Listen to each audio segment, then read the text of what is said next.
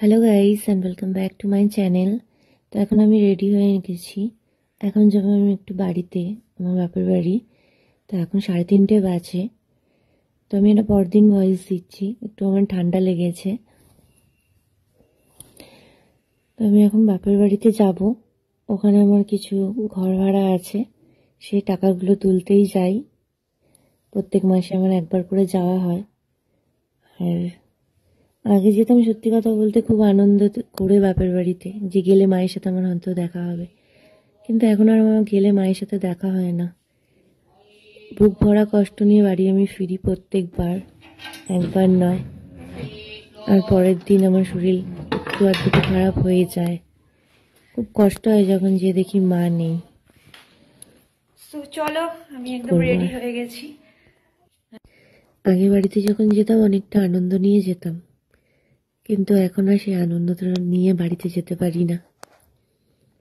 কেন, যেহেতু আসল মানুষটাকেই দেখতে পাই না। না, আর মা ছাড়া জীবনে কারোরই কোনো কিছু থাকে না। সত্যি কথা, মায়ের মতন কোনো মানুষ হয় না। মায়ের জায়গা কেউ নিতে পারে না। আর মা চলে যাওয়ার পরে দেখলাম সব আপনজনগুলো কেমন পর হয়ে গেল। এরকমটা ভাবিনি আমি কোনোদিনও হবে, কিন্তু হয়েছে।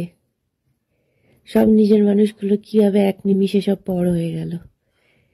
মা যতদিন ছিল ততদিন সবকিছু ঠিকঠাক ছিল, কিন্তু মা চলে যাওয়ার পরে যে এরকম হয়ে যাবে কোনোদিন আমি স্বপ্নেতেও ভাবতে পারিনি। আর যেগুলো আমরা স্বপ্নেতে ভাবতে পারি না, সেগুলো যদি আমাদের সাথে হয় তো অনেকটাই আঘাত লাগে। আসি নিজের মতন, আবার চলে যাই। যাই হোক, বলতে বলতে পৌঁছে গেছি আমি বাড়িতে। বাড়িতে মানে আমাদের স্টেশনের সামনে থানা। এই যে চলে গেলাম, এটা একটা বাড়ি, এটা হচ্ছে আমার বাড়ি। এখানে আমার বাড়ি আছে, আর ওই পাশটা দাদার বাড়ি আছে।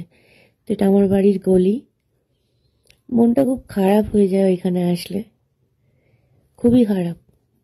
আমার বাবা অনেক দিন আগে মারা গেছে, আমার মাই ছিল, আর সেই নেই, আর কিছুই নেই মনে হয়।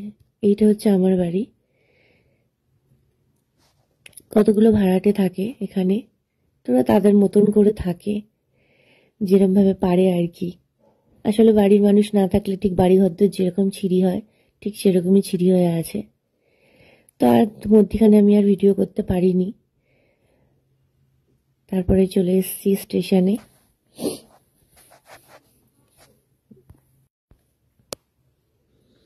মা চলে যাওয়ার পর থেকে প্রত্যেকবার আমি যখনই বাড়ি থেকে ফিরি, আমি অনেক কষ্ট নিয়ে ফিরি, বুক ভর্তি করে কষ্ট নিয়ে ফিরি।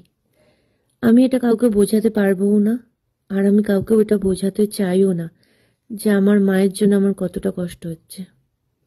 আমার মা মারা গেছে আজকে 7 মাস মতন হলো।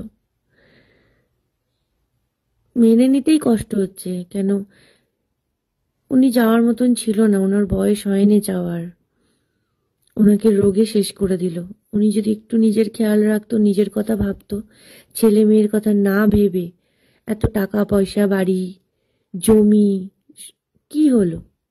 নিজে তো কিচ্ছু পারলো না ভোগ করতে, সব ছেলে মেয়েরা করছে। মাকে অনেক করে বলেছিলাম নিজের খেয়াল রাখো, নিজের দিকে খেয়াল রাখো। মা কোনো দিনও শোনেনি। মা সুযোগটুকু দিল না সেবা যত্ন করার, কাউকে কষ্ট দিল না। নিমিষের মধ্যে চলে গেল, 1.5 ঘন্টার মধ্যে। অনেক কষ্ট পেল আমার মা। মা, তুমি যেখানেই থেকো ভালো থেকো।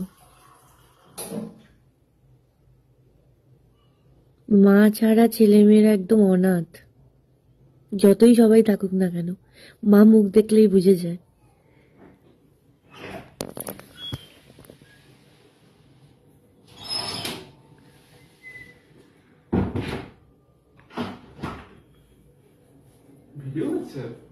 হ্যাঁ, আমি ভিডিও করছি।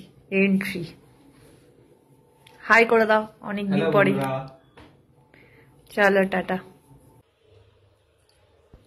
তো রাত্রিবেলায় এসে আর রান্না আমি করিনি, ভাল লাগছিল না।